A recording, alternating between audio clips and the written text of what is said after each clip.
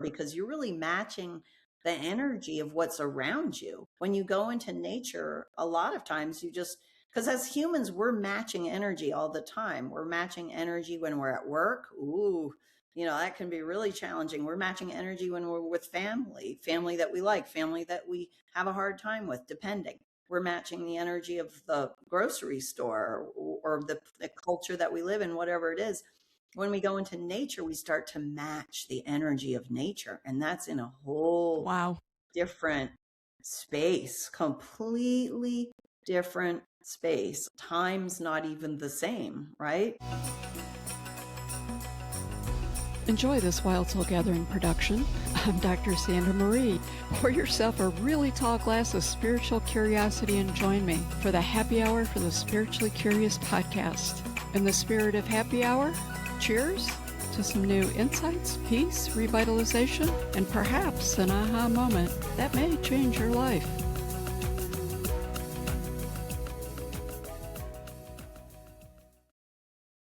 Hi, I'm Dr. Sandra Marie.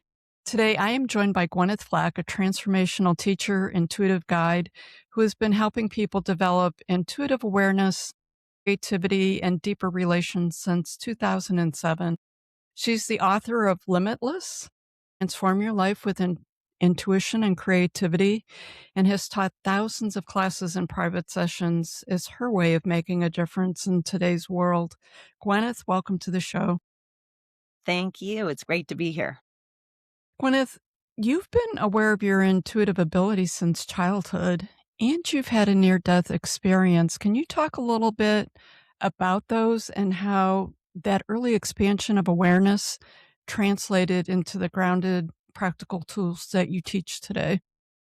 Yes, when I was 4 years old, I had a near-death experience. I was stung by a bee, and I went into anaphylactic shock, which, for listeners that might not be familiar with what that is, your breathing starts to shut down really rapidly, and you have to immediately, get to the hospital. So luckily, my mom found me. She threw me in the car, drove to the hospital. We got there but when we got there, I mean, obviously I've survived and I got the adrenaline, but when I was at the hospital, I had an out of body experience where I fully left my body. So my awareness was, you might say, up in the corner of the room, or my awareness was totally out of my body. And I was watching my body from above, and I was very aware of just being in a state of awareness.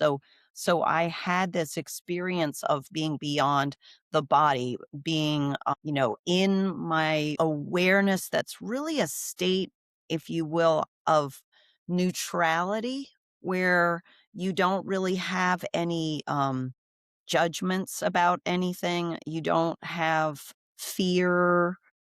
And I was just looking, and I had the realization that my body wasn't doing okay, but that I was okay. And so it brought me the realization that I was really more than just this child, or more than how the world was looking at me as a 4-year-old walking around, that I had awareness that was beyond that um, experience of just being a body. And so for me, that was really validating. So even though, and of course, so in that moment, I also was aware of, do I want to come back? And so I did come back to my body, and also I had the shot of adrenaline to get my breathing going again. But when I came back to my body, of course, I did experience PTSD as a result of that experience, down the road.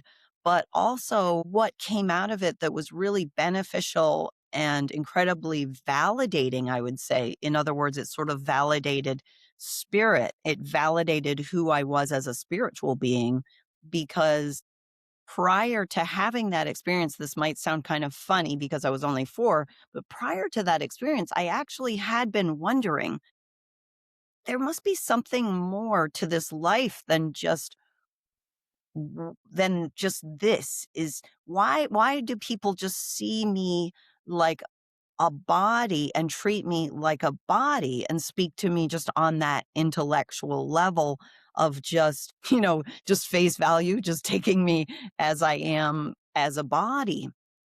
And I actually had that awareness when I was 4 that that felt frustrating to me or that I didn't feel seen. And so I remember thinking, why don't people see me the way that I see them? Because when I was walking around, prior to this near death experience, I would be looking at people and seeing them for on 2 levels, on the level of the body and then on the level of the soul or the spirit or the consciousness. There's a lot of different words that people might use, but I was seeing what was behind the veneer, what they were experiencing or who they really were that was beyond just what they were presenting to the world. Because we all, as we grow up, we all take on various identities, or we put up sometimes walls and blocks just to survive and protect ourselves. We don't even know what we don't always know that we do that, or we know that we do it, but we don't know how to change it or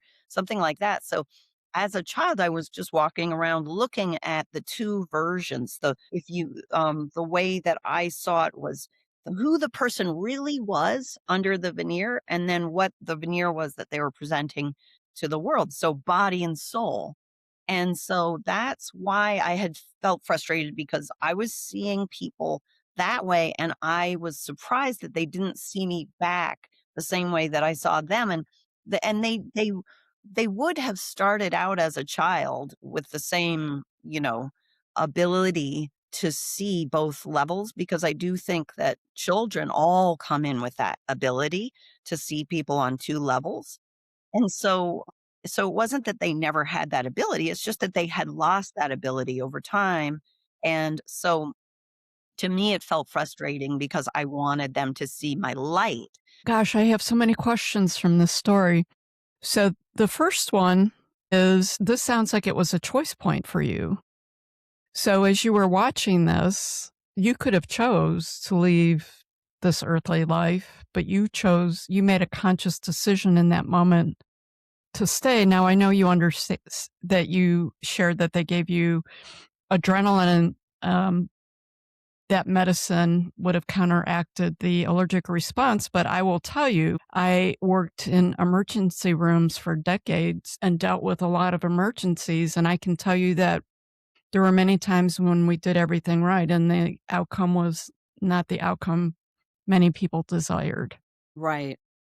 So, one of the gifts of what I have done in healthcare for so many years has really just made me realize that things are bigger and they're not necessarily in our control. So, I'm sort of fascinated at the age of 4 that you had a conscious choice point to make that decision and that choice. My other question would be, what are your thoughts on near death experience? Like, I can't tell you how many people that I talk to that the near death experience was definitely the turning point in their life, or for many who had really lost a lot of those innate abilities that we're born with, they turned on with that experience. Yes. And I think that in some ways, having that experience helps you to move through life with less fear in some ways. I mean, even if you have PTSD from the experience itself, there's it somehow gives you there's a sort of joy because you've experienced being limitless. There's a joy that comes with that, because I mean, we are limitless beings, and when we know that, the expression of that is joy. Even if we just experience that for a few minutes, that experience of being limitless, because we just climb to the top of a mountain and it's a beautiful day and we just have that feeling of being limitless. But I think that people who've had near death experiences on some level it clears out a bunch of the extra, less essential stuff that maybe we're carrying around. I mean, we all have our burdens to carry. We all have our struggles for sure as humans, But on the other hand, I do think that there's something about when a person has that experience that it lets them let go of a bunch of extra baggage that they've been carrying around, and it it it sort of sets in place their own inner certainty about their experience and being a spiritual being having a human experience because you've experienced it for yourself, because all spiritual growth has to be experiential. We can't just think about it. We can think about it, and we can read a book about it, but then it stays in that intellectual part of ourselves. But when it's experiential, that means we really integrate it into our body, and our body and mind, body and soul are synced up with that awareness. I've had people, describe it as very blissful, that things that they were worried and feared, like it relieved those kinds of things. So it's exactly what you said. It's a different experience, and it's a super powerful experience. The other thing I just want to comment on, and you're the first person that I really noticed to say this, because this is like one of my more recent ahas in life, is you went back, like you were a pretty sophisticated 4-year-old, I have to say. And you said, I looked back and I thought, what was I thinking about, or what had I asked before this happened? So this really was a response from spirit or consciousness to a question you were having. And more recently, I've had a few significant things happen in life. And even when I look back at the past, when I've had some very clear messages and direction from spirit, and I was like, you want me to do what? I've learned to I've learned to go back and say, what were you recently asking? Did you like sit down and pray for something or ask a question, or did you have a recent question you were pondering? And I find many times that these experiences where I'm like, yikes, are a direct answer to something that I had been asking from, you know, all that is consciousness, spirit, God, however you want to language it.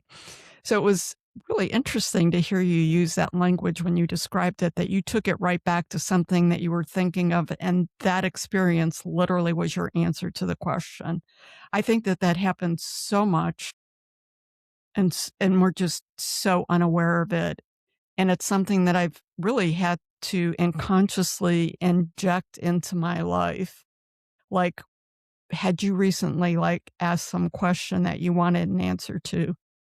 And then all of a sudden that aha gets even so basically you can't complain about this, Sandra, because you're the one who directly asked for it to be brought into your life as a response. Yeah, I love that. I think that's so true. I mean, and before I had that near death experience, I was definitely asking, is this all there is? Is the cosmic joke on me, essentially? And I got an answer really quickly. And I think that in life a lot of our growth comes from actually finding the right questions, asking the questions, because sometimes a person asks a question, but it's not even the question that they're really Yeah, I've learned asking. to watch what I'm asking for with some of the responses I've gotten.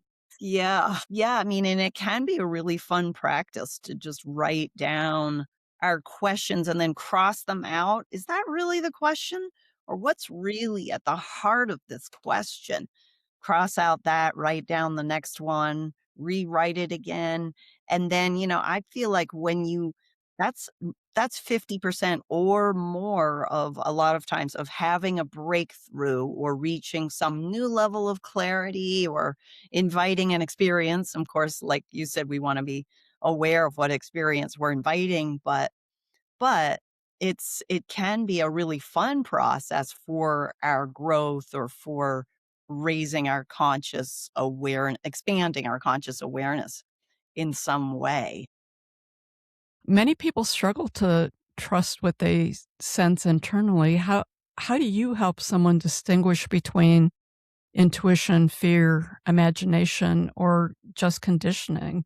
So many of us have so much unconscious conditioning.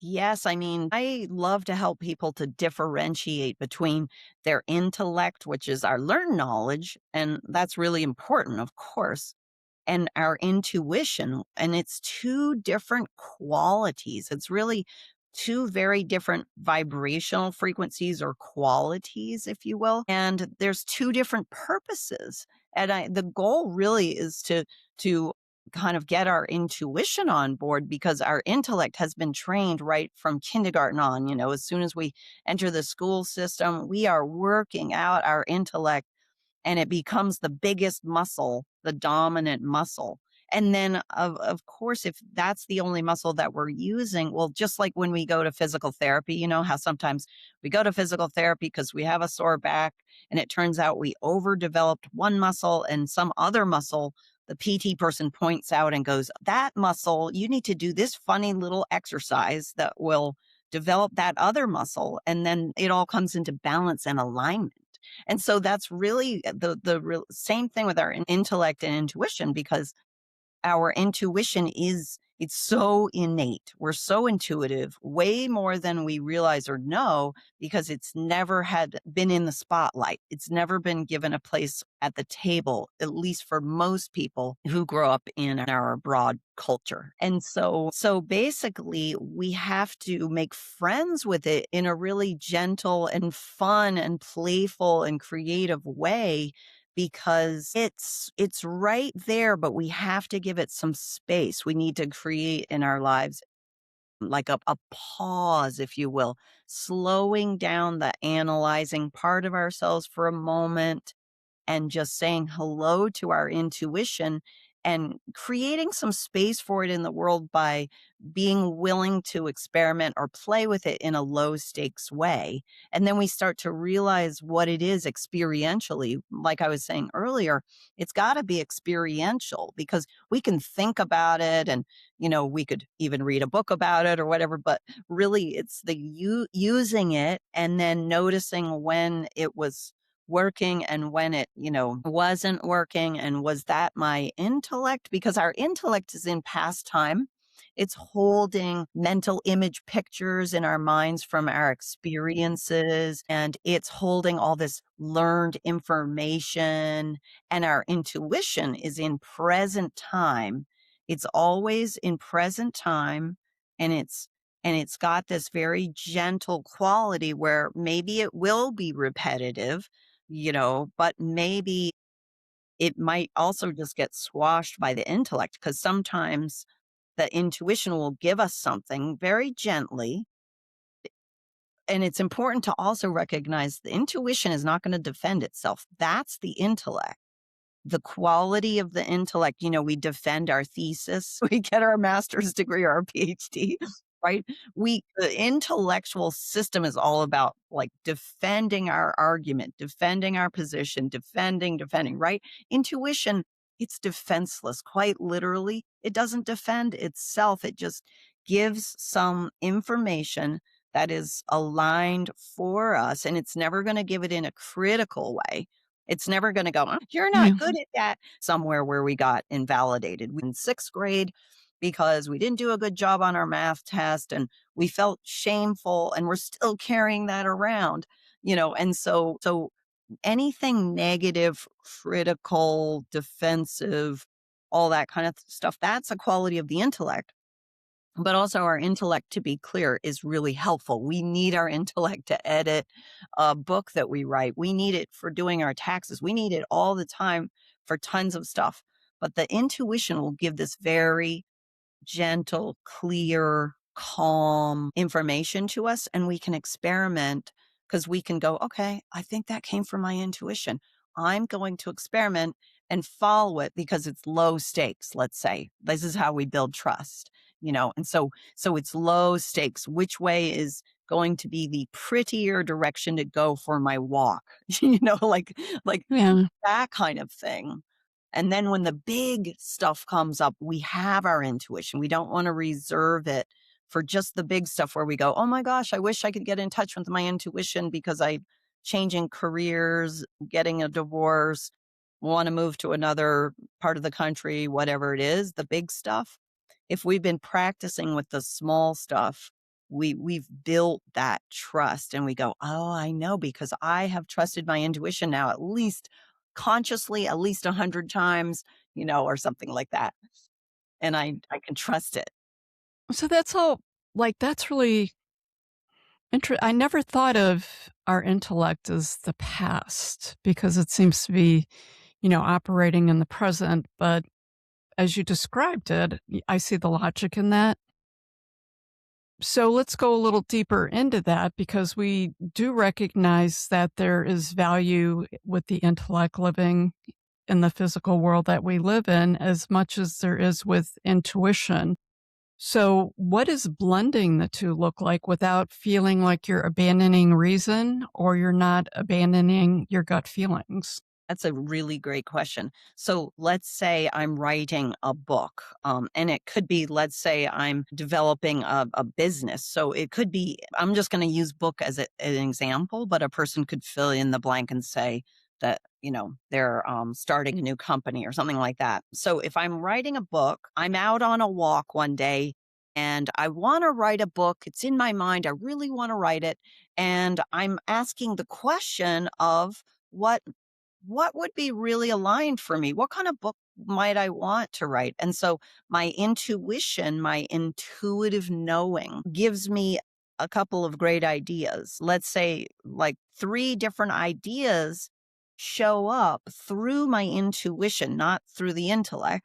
And they're really aligned ideas for me, let's say uniquely for me as the body and soul that I am. And so then I use my intuition to choose one of those ideas. Now, it could be the same thing for somebody starting up a company. They really want to start up a company that's good for the environment or something like that, that helps people in a certain way, blah, blah, blah.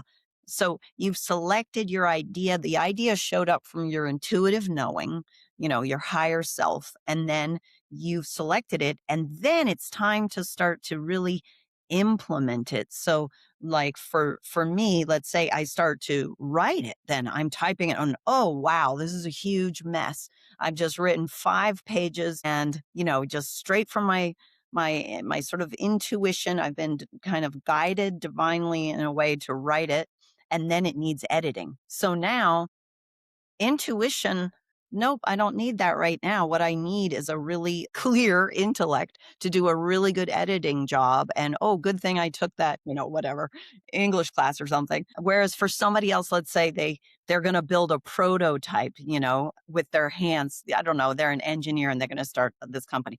So like they get the idea of how to do something and then they build it with their hands using their intellectual or learned skills from, that they learned through their educational background. So for me, then I do the editing. So I use the intellect to really bring it into a form and really clarify it. So if I just stayed in the intellectual, in the intuitive space with it, then I might just be off in the clouds fantasizing and not really bring it down and land it and shape it and bring it into a legible form. And so when we're in our intuitive space, we don't have to be there all the time. We are basically just recognizing and becoming more and more conscious of when we're using it and what it's useful for. And then when we're using our intellect and what that's useful for. And so that then it becomes really like a nice, it's just teamwork. It's really nice teamwork and harmony of working with the two things together. Or, or as a parent, let's say we really need to help our teenager and we're just can't find the words of how to communicate to them in a really effective way to really help and support them. And let's say that's really something that has to come from, ourselves. Somebody else can't just give us the advice. We need to find those words that comes from we might get that from our intuition, communicate to them in this way. But then, our intellect is helping us put that together essentially, even though we're not writing it down. Our intellect is helping us to form that in a succinct way, and then we're communicating that. But the one thing I would say is sometimes what happens is we don't differentiate, and so the intellect gets all mixed up where we're confused about what is what, or we sometimes we sort of kibosh or squash or hijack our intuition because the intellect kind of just it's it's like it's more of a rigid kind of energy, and so it just it might do that when you're trying to talk to your teenager. Your intuition gives you just the right lovely, gentle words so that you don't send them off running. But then the intellect comes in and goes, and tell them this, and tell them this too, and give them this proof, this evidence. You know what I mean? Yeah. Well, thank you for the clarity with that. That was really meaningful and important. So, really, it's a tag team affair. Yeah. But both have their value and they tag team off of each other. Let's switch it up a little bit and let's talk about clairvoyance. You teach clairvoyance.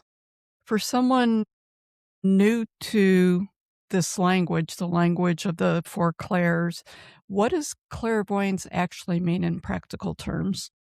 I mean, it's really clearly seeing our own truth, the truth of ourselves. And the more that we're able to see that, then the easier it becomes to see other people. And so clairvoyance, I kind of use it as like when I teach clairvoyance, when I teach a clairvoyance course, we're really tapping into all these different aspects, our ability as healers, our ability to heal ourselves and heal our lives, and I sort of interchangeably use intuitive and clairvoyant. I mean, technically, clairvoyant means seeing, but we don't have to be able to see as in the sixth chakra. We don't have to be able to see to use our clairvoyance. So it's really just a larger umbrella of tapping into innate aspects of ourselves as, like, for example, our healing abilities and our ability to know,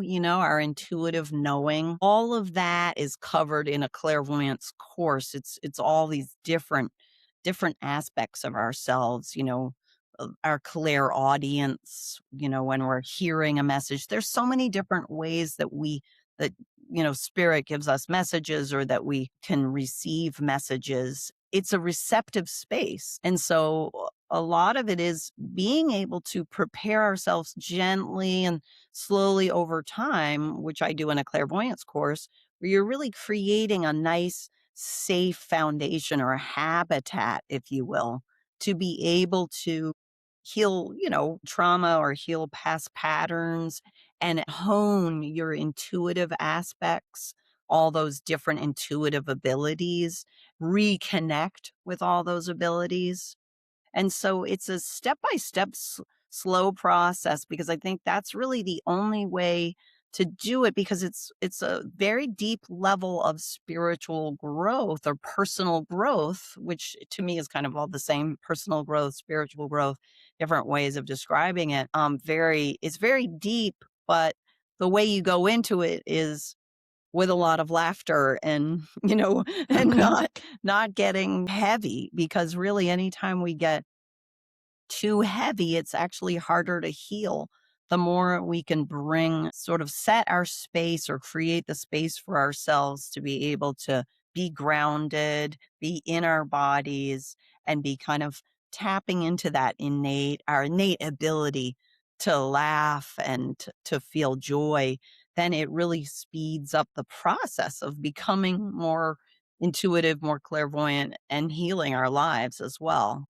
Okay, so there really is power in that saying, "Don't take yourself too seriously." Yes. I love it, So and I important. agree, laughter I've been talking to some guests on the power of laughter and the power of laughter with healing, so I feel like laughter is going to take a little more center stage to the value and importance of it. In your book, Limitless, Transform Your Life with Intuition and Creativity, the book really connects intuition and creativity. Can you talk about how those two are really intertwined?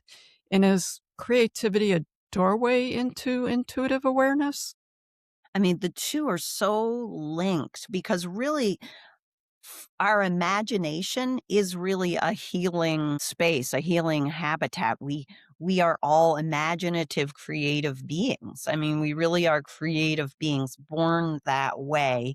And then our imagination is this space where it's through our imagination and through our creativity that we do heal ourselves and that we heal our lives. I mean, it really is through that process. But just like with intuition, it really gets kind of squashed or invalidated at a young age. These powerful abilities that we have, our creative power is really powerful and in the best way from love, and our intuition can guide our creativity. Like we can choose, how do we want to be creative? Well, what's aligned for us? Because we could be creative in so many ways, and what's aligned for us as as a soul, or what's aligned for us just for the day to have fun or something like that. And so yes, I think that it's a space that's interrelated, because I think when we're being really creative, we naturally start to tap into our intuition anyway, because it's this space where you've stepped out of just being in the intellectual go, go, go, do space. And you've stepped more when you step into that creative space, and this is whether you're playing a guitar, writing a poem, gardening, whatever it might be, sailing or something. You've stepped into a different kind of space, and it's a receptive space, and it's a space where we're tapping into our imagination, and then our intuition shows up as well. Or likewise, if we start to recognize how creative we are, but sometimes our creativity, actually, sometimes we channel it into negative ways. And our intuition can help us with that too. Like we might channel it into worrying. That is actually an act of creativity, but it's just not one that's really very beneficial for us because it causes us stress. Yeah, no, I've had someone tell me that, worry is just another form of prayer. And when you think about it, it really is that you need to be very conscious about the power of the worry and Yeah. what you're what you're creating with it. But I love how you explain this, because I think creativity plays a role in everything we do. So you talked about the poems and the writing and that aspect of it, as well as maybe the more mundane things in life or gardening, whatever. But for me, it's part of everything you do. So you can create negatively, but you can also be in a negative or what is perceived to be a negative situation, and creativity still has a big role in it. So initially, when you talk about creativity, I think of, joy, joy, joy, happy, happy, happy.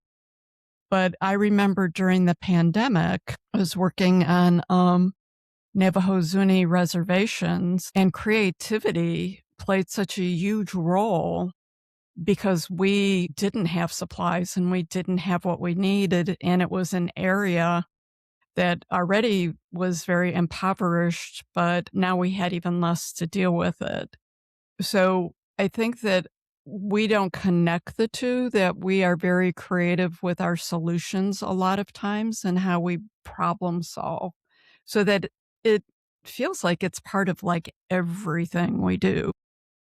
Yes, I mean, I love what you said. It all so true. I mean, our creativity, we can our creativity can get us out of life or death situations. Very, very, I mean, Yes. like what you're So describing. you said it so quick and simple. Yeah, it's really our creativity that does get a it We can bail ourselves out of all kinds of situations using our creativity, whether it's a financial situation that we're in, or oh my gosh, I've got to figure out, okay, wow, I'm figuring, your creativity will amplify really sometimes, especially the less resources that you have, sometimes the more creative you are. And if you look around the world at different groups of people and, with very few resources, wow, the creativity is off the charts, Yeah. because there are no other options. Yeah, I mean, very impressive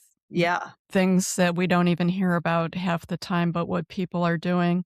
So, yeah. we're living in a really overstimulated, fast-moving world at the moment. Mhm. Gwyneth, what is one daily practice someone could use to reconnect or become more aware of their inner guidance in, like, under 5 minutes? Grounding themselves. I teach a visualization. It's like a creative visualization of grounding yourself. And that is incredibly helpful because as we get, with the distractions going on in the world and the news and the fear and the struggle and the suffering, everything going on, it's very easy for us to just kind of leave the building, so to speak, leave our bodies, and that causes us then to feel more stressed or more overwhelmed or more spaced out or disengaged in some way. So just grounding, I ground myself every single day. And also it's very useful to just turn down the analyzing part of myself when that part starts to get really amped up, analyzing all these things that are out of my control and trying to sort of, figure out everything.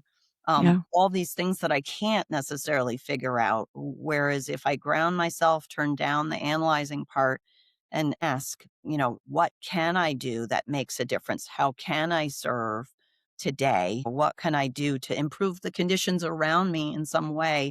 And I try to do that from a grounded space where I'm tapping into my intuition and I'm looking at what my intellectual skills are too, because those are going to come together to serve in some way, It's right? that tag team thing again.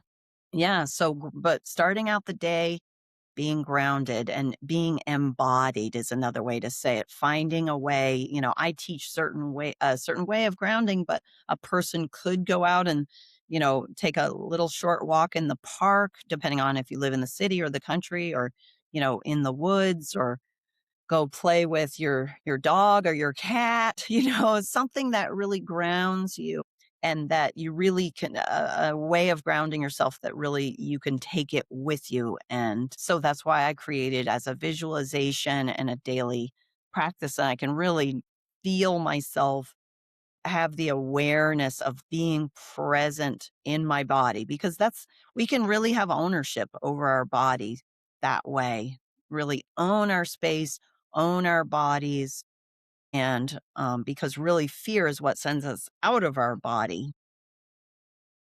Yes, and I appreciate that you brought up some really simple things that I think that people many times people are already participating in activities, they're just not connecting the the real power behind them when you talk about, playing with a pet, your cat or dog, or even if you're outside and someone is walking a dog and, they allow you to they're cool with you interacting with that pet.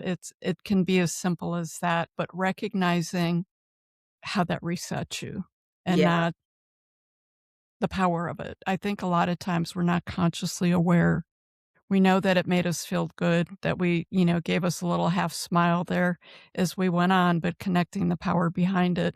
One other thing I would say too is get out and communicate with somebody, because I think Mm, sometimes when things get really rough and we're having just a really grumpy day, or we're just struggling, a lot of stress, we're worrying about things, or we're struggling on any level.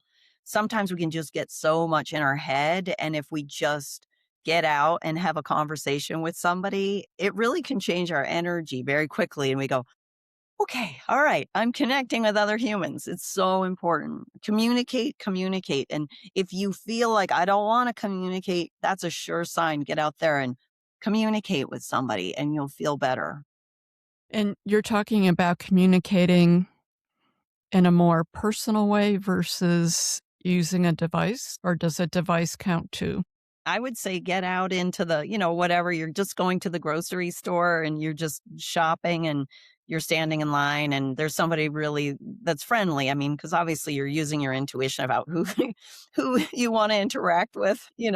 But just having those little interactions where you say something kind to somebody or they say something kind to you, or you're just talking about that spring is here and you know something like that. Very simple. It can be very simple. It doesn't have to be a profound communication.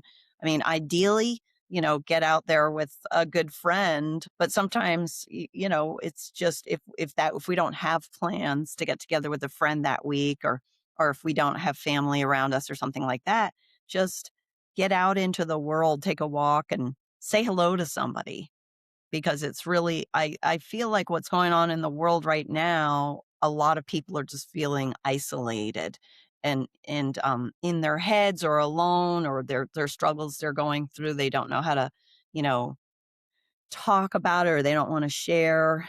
There's just this energy of that's making us want to, hide or make ourselves safe or be just off in the corner, don't see me.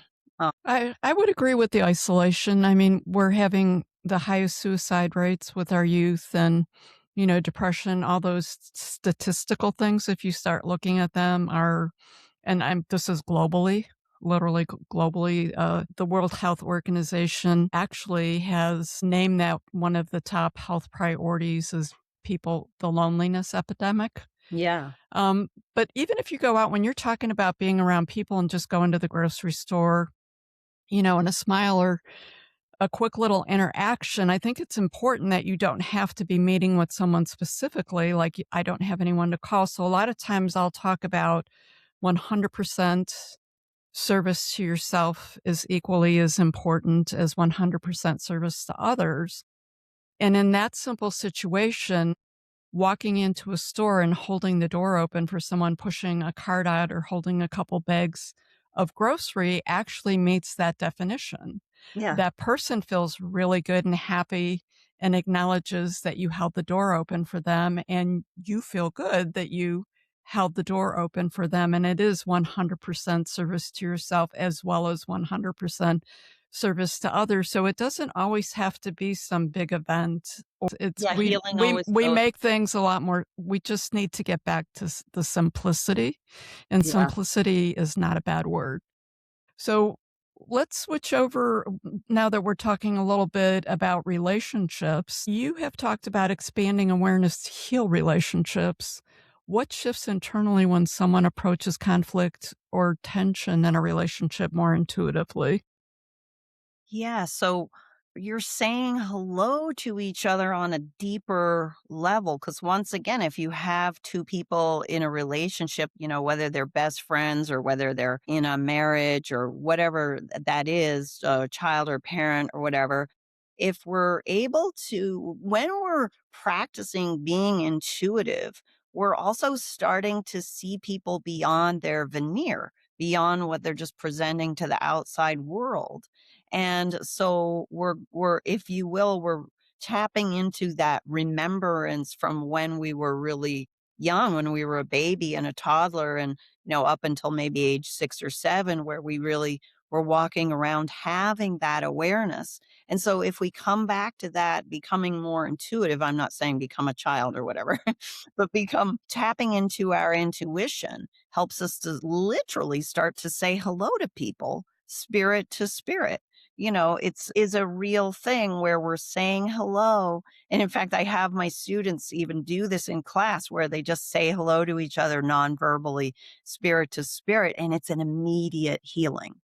And it's so simple. And it's just a matter of I just set people, up we get grounded, and we get into our space, and we're in a happy space, and we're and then I have them say hello to each other, and that hello that the students give to each other is just incredible. It's incredibly powerful, and you can literally, you feel it, you experience receiving that hello.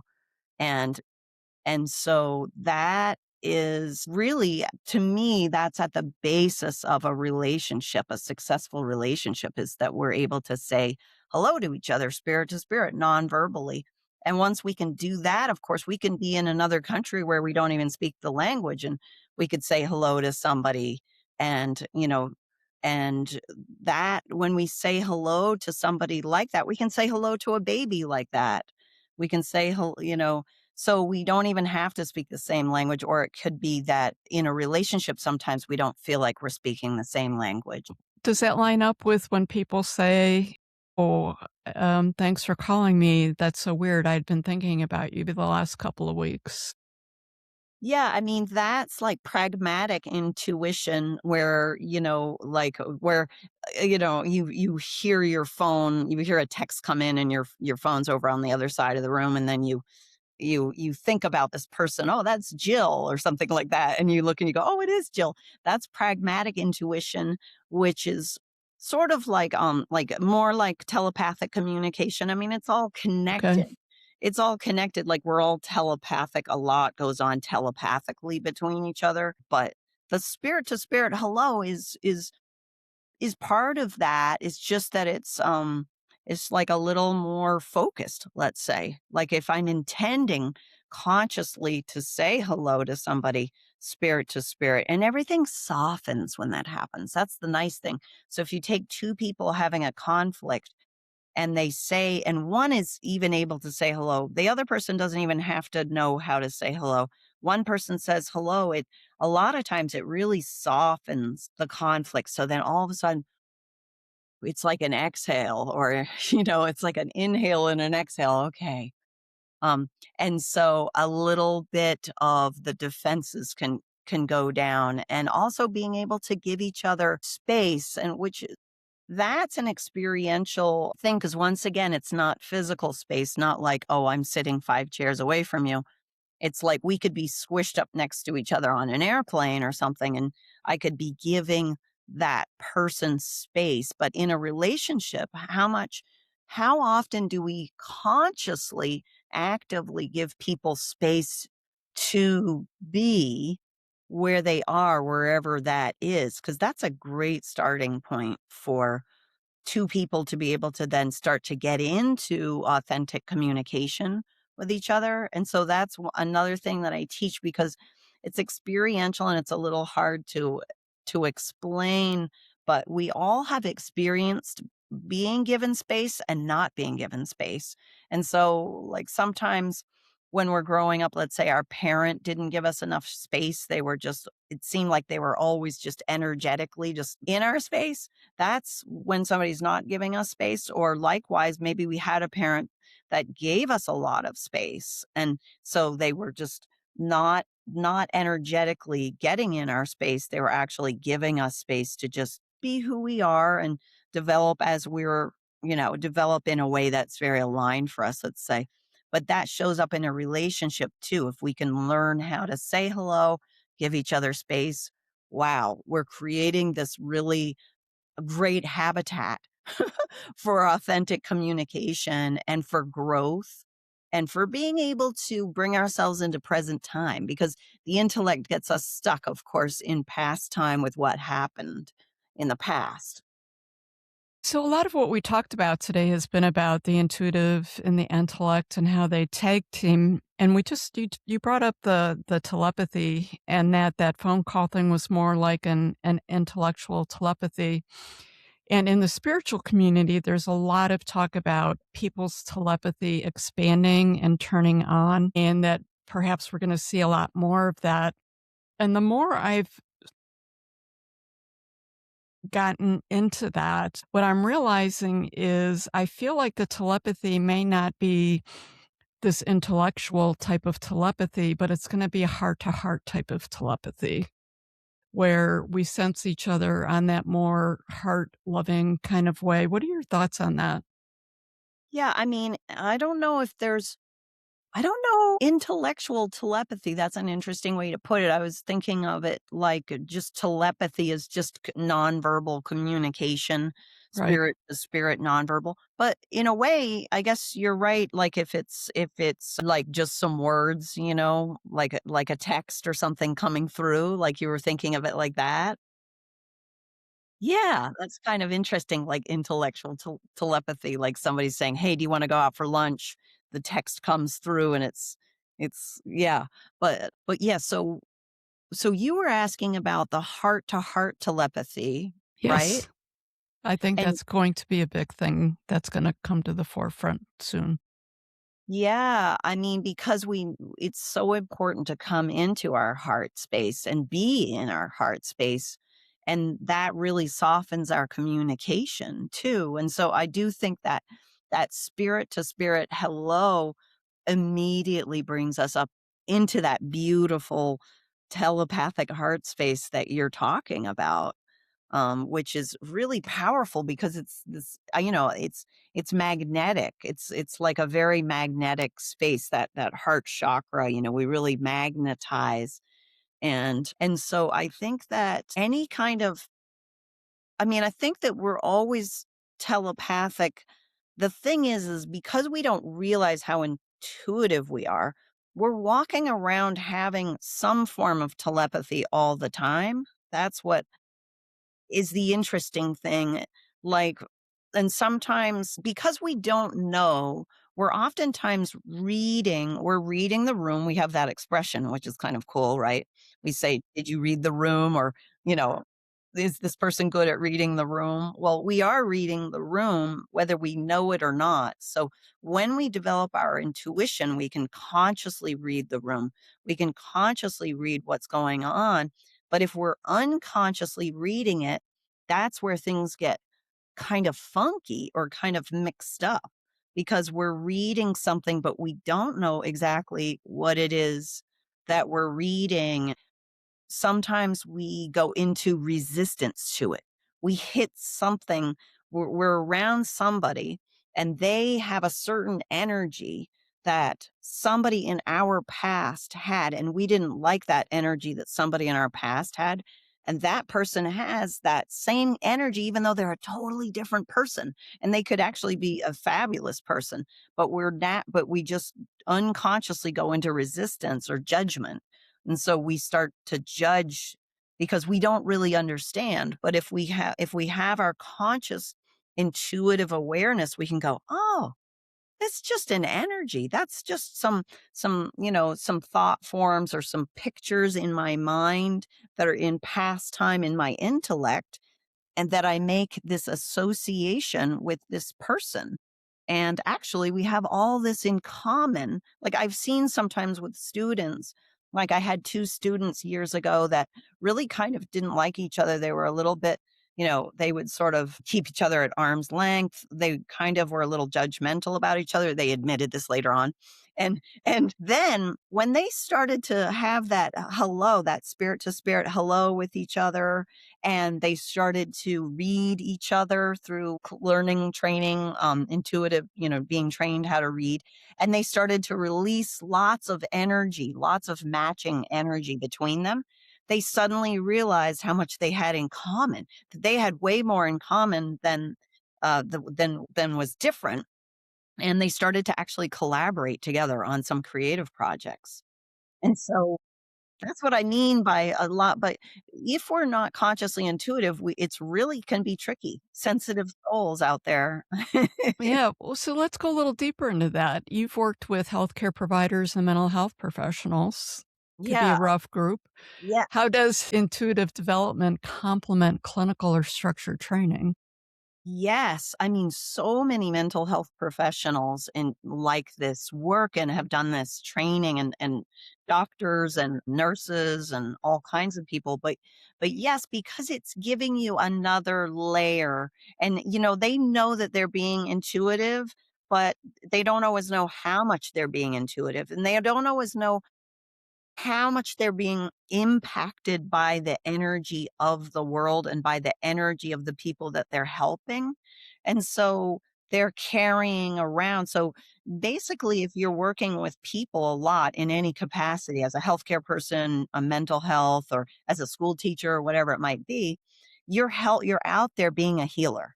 It almost goes without saying that you're a healer, you're innately intuitive, and you're out there helping people, making the world a better place. But in the process of not realizing how intuitive you are, you don't realize how much you start to take on and carry from everybody that you're helping. So it's not the fault of the person that you're helping. It's that you don't realize because you think, well, it's okay. I'm really strong. I can handle this. I can take on lots of responsibility. I can, and I can think my way through this and, that kind of thing. But it ends up those are the people that really get impacted by the energy of the world, or the energy of all the people that they're helping and with their suffering or with, their problems. And so after a while, those people really get affected in a negative way. They start to feel burnt out or stressed or anxious. They start to feel certain aspects of, they're feeling what their people are feeling because they're walking around with that, not knowing how to release it, and especially not knowing how much they're carrying. Well, there's a lot that goes with that. Actually, we could probably do a whole 'nother show on that, just because obviously it's a passion of mine, having spent so many years working in those environments. But I do want to flip into, I know that nature is really important to you, and you talked about grounding a little earlier. I believe you steward forest land and live close with nature. How does your time in nature enhance your intuitive clarity? Yeah. So, I mean, going out into nature really gives me space to be. It really allows me to have some space and slow down and experience that really important pause, is what I would call it, like that energetic pause where you just move into a different kind of flow. So going into nature really allows you to, I mean, it helps you with grounding and becoming more grounded for sure, because you're really matching the energy of what's around you. When you go into nature, a lot of times because as humans, we're matching energy all the time. We're matching energy when we're at work. Ooh, that can be really challenging. We're matching energy when we're with family that we like, family that we have a hard time with, depending. We're matching the energy of the grocery store or the culture that we live in, whatever it is. When we go into nature, we start to match the energy of nature. And that's in a whole Wow. different space, completely different space. Time's not even the same, right? Right. Um, and so there we are, and we start to, our nervous system starts to calm down, and, our mind starts to quiet the analyzing part of ourselves. And then if we can learn to kind of say hello in a really mindful way, really like a spirit to spirit hello, like I was talking about to other people. We can say that to a tree, we can say that to a rock or to the stream or in nature to sort of deepen that relationship, because healing always goes both ways. There's no just one way when it comes to healing. It's not like I gave you a healing, it's like every time I'm giving a healing, I'm receiving a healing. And when I go into nature, nature's giving me a healing, and I can be in a healing space back to nature too, and slow down and say hello. Because so often, I mean, we walk through nature, but we're not really being aware or mindful of what that space is like, what that has to offer, and the timelessness of that, the spaciousness of that really has nothing to do in a way with this crazy human world that we're living in. Other than, I mean, of course, there's the negative impacts that we're doing to nature as humanity, but nature itself, it's in this whole different space, just like an animal, just like an animal is as well, just in a different way.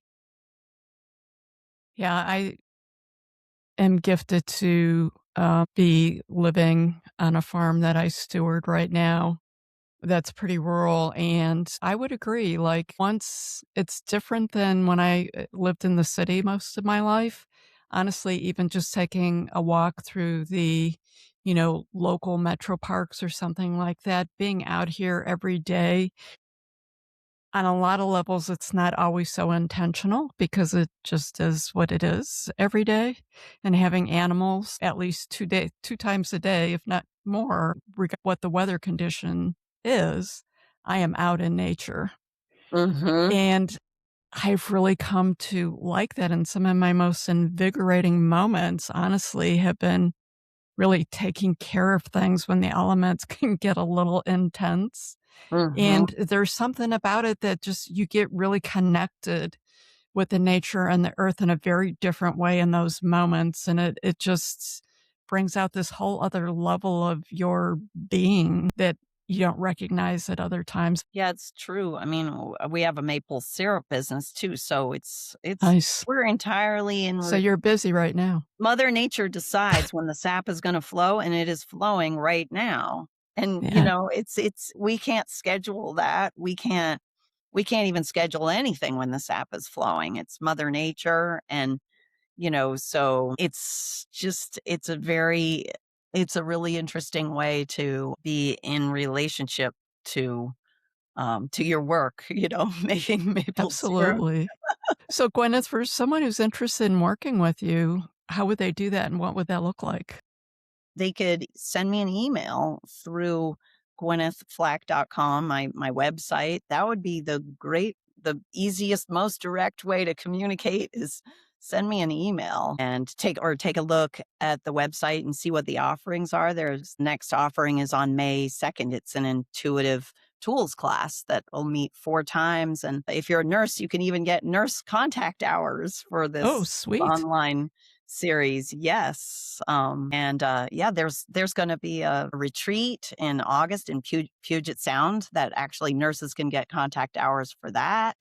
And you can see that all on my website, and also a mini 1-day retreat here in Vermont in my maple sugar woods. Yeah, nurse contact hours for that too, but those are open to all the May 2nd one is open to absolutely everyone. You don't have to be a nurse or a health professional, but yeah. So the one out in Washington is for health professionals and healers and healing practitioners and coaches, all kinds of people, doulas, whatever you might be. But yeah, so Very nice. I have one last question for you as we're winding down. What is the most important thing we didn't talk about today? oh gosh, seems like we covered so many good things. Self-love, that's really important, especially in A these little bit. times, giving ourselves and using our creativity, using our imagination to visualize just filling ourselves up with the energy of self-love. It's really powerful. And because sometimes we just forget that we're in such a space of responsibility and doing and giving that we forget to just give ourselves that as an energy, see it as a big golden sun full of self-love. It's a good antidote to the times we're living in. Yes, for sure. The world could use a lot of love, but it really does start with each of us. Gwyneth, it has been great having you on the show today. I have absolutely loved our conversation. For all our listeners out there, thank you for taking time out of your day to join us today. And this is, for me, my last thought from this conversation we just had is intuition doesn't require perfection. It requires being present. That has been my takeaway from you today, Gwyneth. So maybe the invitation this week is just simply to pause long enough to hear what each of our inner voices is telling us and has been quietly saying all along. Until next time, thanks again, Gwyneth. Thank you. It's been a delight. Thank you for joining us for this episode of Wild Soul Gatherings Happy Hour for the Spiritually Curious. To learn more about our guests, please go to our website, wildsoulsgathering.com. We're very eager to hear from our listeners what you thought of the episode, topics you might like us to cover in the future, your thoughts on spirituality, questions you may have. Please feel free to send us an email at wildsoulsgathering@gmail.com. This is your host, Dr. Sandra Marie, sending each of you peace and love. Until we meet again, embrace your wild soul.